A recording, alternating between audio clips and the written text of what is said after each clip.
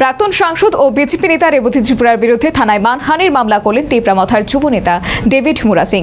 সাংসদ রেবতী ত্রিপুরার তার আয় সম্পত্তি নিয়ে আপত্তিকর মন্তব্য করেছেন বলে অভিযোগ।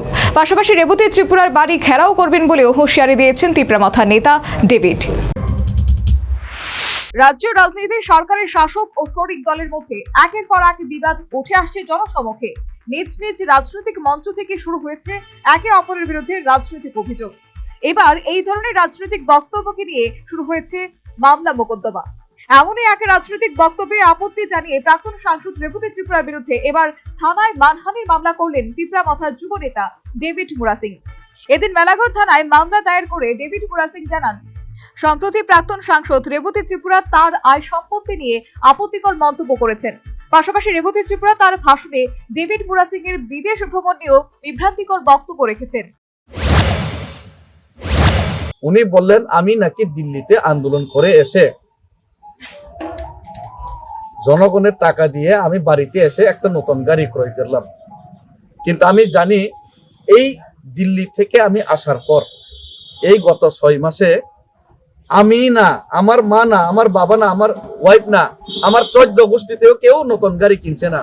কিন্তু তাই না কইলেন আমি নতুন গাড়ি কিনছি।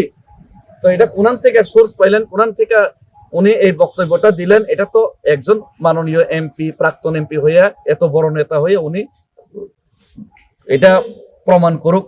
প্রমাণ না করলে আর সারাসারি নাই। আমি তো ওনার বাড়িতে যাবো কিছুদিন পরে।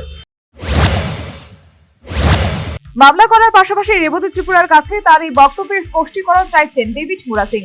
7 দিনের সময় বেঁধে দিয়ে তিনি এই স্পষ্টীকরণের দাবি করেছেন। আর স্পষ্টীকরণ না পেলে রেবতী ত্রিপুরা সরকারি বাসভবন ঘেরাও করবেন বলে হুঁশিয়ারি দিয়েছেন তিপ্রামথা যুব নেতা ডেভিড। সারাসারি নাই, এফআইআর করলেও ওনাদের বাড়িতে আমি যাব। আমি জানি মুখ্যমন্ত্রী মানিক সাহার কোয়ার্টারের সামনে জিষ্ণু দেববর্মা মাননীয় প্রাক্তন ডেপুটি সিএম, এখন বর্তমান রাজ্যপাল, উনি যে কোয়ার্টারে থাকতেন, এখানে প্রাক্তন সাংসদ এখন উনি এখানে থাকেন। আমি 1 সপ্তাহ বা 10 দিন সময় চাইলাম, ওনাদেরকেও সময় দিলাম, ওনারা ক্লিয়ার করুক, নতুবা আমি ওনাদের বাড়িতে যাইতে বাধ্য হবো যে জিগাইতে। ডেভিড মুরা সিং এর এই অভিযোগ ও মামলাটি নিয়ে প্রাক্তন সাংসদ রেবতী ত্রিপুরার বক্তব্য জানতে চেষ্টা করে তার সঙ্গে যোগাযোগ করা সম্ভব হয়নি। পাশাপাশি শরিক দলের নেতাদের শাসক দলের প্রতি এই আচরণে বিজেপির বক্তব্য জানা সম্ভব হয়নি।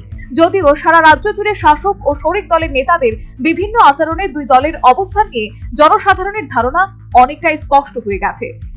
Bureau report, news vanguard.